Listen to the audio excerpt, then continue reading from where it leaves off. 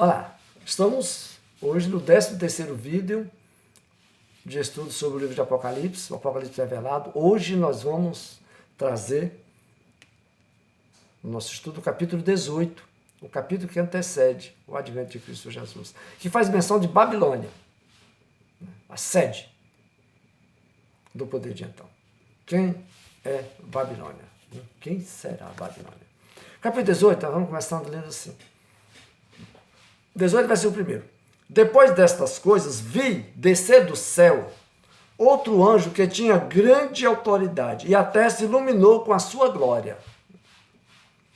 Então exclamou com voz potente, dizendo: Caiu, caiu a grande Babilônia, e se tornou a morada de demônios, covil de toda a espécie de espírito imundo, e esconderijo de todo gênero de ave imunda e detestável. Pois todas as nações têm bebido do vinho do furor da sua prostituição. Meretriz. Ela se prostituíram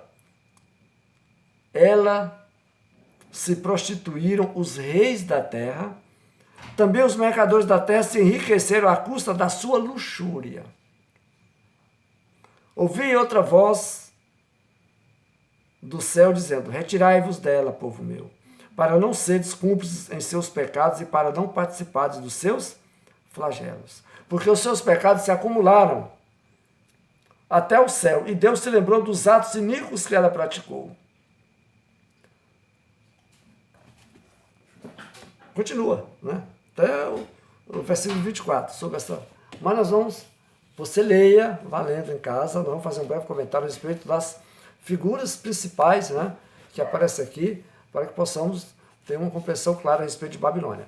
João se encontrava na terra, já naquela visão, ele estava aqui. Vi descer do céu. Tudo isso em visão. Então o anjo chegou e anunciou para ele: caiu, já anunciada no capítulo 14, 8, né? Lamentação na terra, o versículo 10, e júbilo no céu, o versículo 20. Porque chegou o final. Né? Quem estão no céu? Os salvos, os perseguidos da tribulação. É que aquela vindicação lá de outrora agora se realizando. Né? Veja que eles lá não estavam desejando o mal, eles estavam dizendo: Senhor, faça justiça. Né? É aquilo que o crente não pode, digamos assim, retribuir o mal por mal, mas o mal por bem. Deixa que Deus vai cumprir, vai seguir o seu caminho. Deixa toda a ira nas mãos de Deus. Deixa que a paga é Deus quem dá, aqueles que possam lhe fazer mal. Entendeu? Só coloca nas mãos dele, descansa e viva em paz. Muito bem, versículo 3. Todas as nações se prostituíram espiritualmente com ela e enriqueceram. No versículo 4 está um pedido, uma recomendação: sai dela, povo meu. É a poderosa voz de Cristo. Em todos os séculos, essa advertência tem despertado os crentes sinceros a não se corromperem com associações duvidosas. Isso aqui é um brado de João a Cristo Jesus pouco antes do final do anticristo. Sai dela, povo meu. Sai desse sistema perverso. Não se misture. Né? Versículo 5 diz: saiu uma voz do trono exclamando: dai louvores ao nosso Deus, todos os seus céus, os que o temeis, os pequenos e os grandes. Algumas cidades já haviam recebido esse tipo de advertência. Sodoma recebeu, mas ninguém quis, né, se converter. Gênesis 18, 21. Nínive, naquele primeiro momento. Nínive 1, Jonas 1, versículo 1, que foi, Deus mandou o profeta ir lá exatamente anunciar o juízo sobre Nínive, e eles se arrependeram e Deus suspendeu o seu juízo. Né? Cafarnaum, Jesus, ai, essa Cafarnaum. Cafarnaum, se em ti fossem feitos, né, em tal lugar, como foi feito em Cafarnaum os milagres. Né? Cafarnaum também tinha um coração duro. Mateus 11, 23. Babilônia foi acumulando pecados até os céus, conforme paralelo de Jeremias 51, versículo 9. Jeremias 51, versículo 9, paralelo a esse respeito. Sistema corrupto da humanidade. Todo mal praticado receberá o dobro. Tudo que foi feito nessa cidade. Quanto mais se glorificou, mais foi atormentada. A Babilônia do passado tornou-se um montão de ruínas. A Babilônia espiritual, Roma, será queimada ao fogo. Jeremias 51, 25. Pedro, na sua epístola, chama Roma, de onde ele escreveu a Epístola Universal, de Babilônia. Os que estão em Babilônia vos saúdam, devido à prostituição. Por isso que muitos dizem que realmente vai ser lá que deverá ficar o anticristo, porque representa, né, tudo que nós estamos lendo até aqui. Mas como ele deve sair originariamente lá da ONU, se fosse hoje, né, fica essa dúvida. Mas como o tempo fala Babilônia, né, e como o princípio aqui é aquela Roma de César, que ali era o centro também da prostituição, acho que o carnaval era rolado lá. Esse carnaval que nós temos aqui no Brasil, essa depravação, essa imoralidade, nós praticava já na época do cristianismo primitivo. Você vê de longas datas a imoralidade humana, a devassidão, a depravação. Né? O Evangelho, no mundo ocidental, ele freou um pouco mais os ímpetos depravados dos ocidentais. Mas agora parece que Deus está liberando. Haja vista que a igreja mais não é um referencial. A própria igreja já caiu nesse descrédito. Entendeu? Por quê? Já é prenúncio da meretriz da tribulação e dessa Babilônia aqui também. Né? Versículo 9. Chorarão. Porque aqui haverá os lamentos dos admiradores de Babilônia. Por que eles estão chorando sobre Babilônia? Não estão chorando, não é por nada não. Sabe por que é? A tristeza não é por Roma. Ou seja, a capital daquele local que eles ganhavam dinheiro, comércio. Porque, como eu já disse em outros estudos passados, todos naquele momento estarão ganhando dinheiro. Todos prosperando, sendo enganados. Né? Mas o sentimento egoísta, porque o seu parceiro de prostituições tenha desaparecido. Quem são os que chorarão? Quem estarão chorando aqui, conforme vai começar a narrar aqui, 18, versículo 9. Olha. Ora, chorarão e se lamentarão sobre ela os reis da terra, que com ela se prostituíram e viram em luxúria, quando virem a fumaceira do seu incêndio. E conservando-se de longe, pelo medo do seu tormento, dizem, ai, ai, tu grande cidade Babilônia, tu poderosa cidade, pois em uma só hora chegou o seu fim. Nós vimos lá no juízo lá, das taças, que ela foi dividida em 3. Acabada. Então vai fazer menção de algumas pessoas que estavam chorando. Os reis da terra, como nós já vimos, versículo 9 e 10. Os mercadores da terra, versículo 11, até os 17, os que ganhavam dinheiro. Né? Não estavam chorando por causa dela, não. É por causa disso. Acabou-se a nossa fonte, o nosso lucro. Já pensou que aquela religião, simbolizada pela meretriz, não gerava de lucros para milhares de pessoas? Acabou. O anticristo, ó, acabou com toda essa... Entendeu? Porque no momento que, veja bem, que lá chegou o anticristo, né, as igrejas, aí, os supermercados da fé que nós temos hoje, estava todo mundo lá. Então ele chegou e proibiu tudo. Acabou. Aqui o Deus aqui sou eu. Então essa fonte, ó, acabou. Né, já era. Ele passou a ser Deus. Os lucros todos passou a ser para ele. Aí aqueles que não abraçaram a marca dele, foram mortos. Ou seja, que realmente deixaram aquela loucura que ele se encontrava. Foram mortos. E o resto passaram para o lado dele. Então a igreja acabou-se. O sistema cristão, cristianismo, já era, acabou-se também.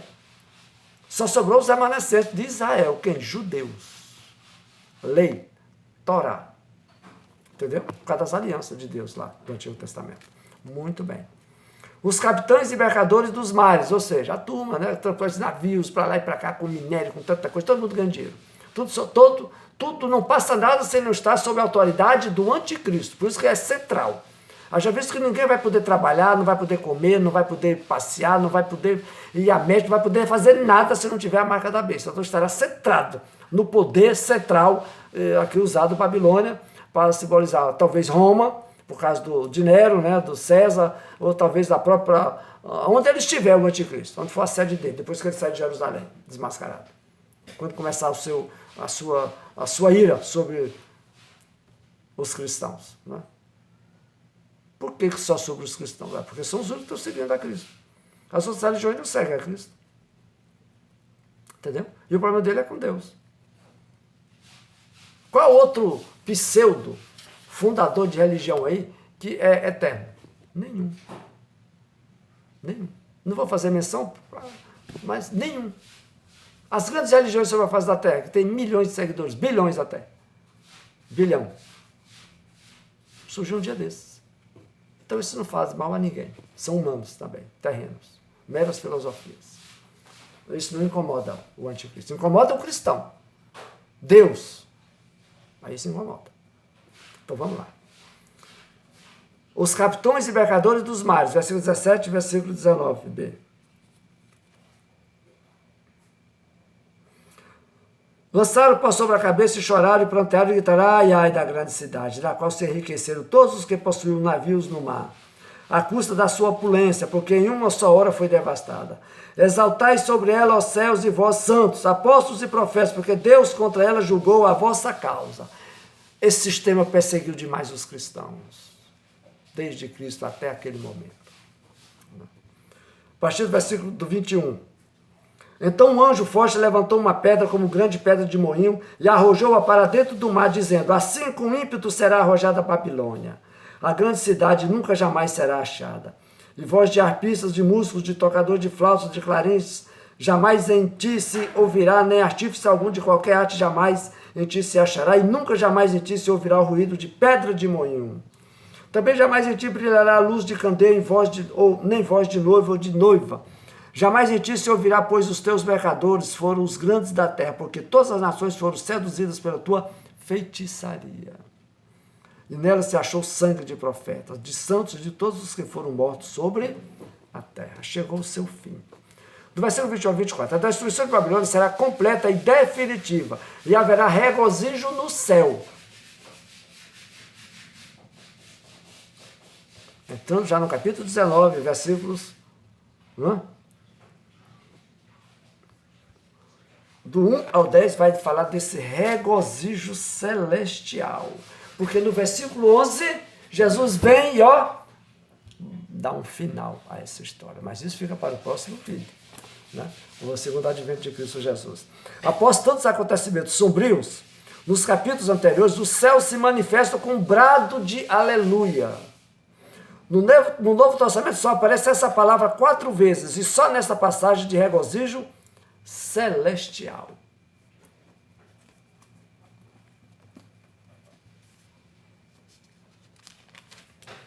Eu vou ler o versículo 9 e o 10. Você lê em casa os primeiros. Então me falou o anjo, escreve, bem-aventurado, escreve. Ordem para escrever. Escreve.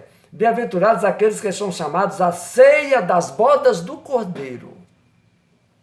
Não é as bodas, é a ceia. Ou seja, aqui na terra. Jesus convidando Israel, o remanescente, para esta ceia. E com ele governar os 1000 anos. O famoso milênio sobre a face da terra. Bem-aventurados aqueles que são chamados à ceia das bodas do Cordeiro. E acrescentou, são estas as verdadeiras palavras de Deus. Prostrei-me ante os seus pés para adorá-lo. Olha uma coisa interessante. Ele, porém, me disse, vê, não faças isso.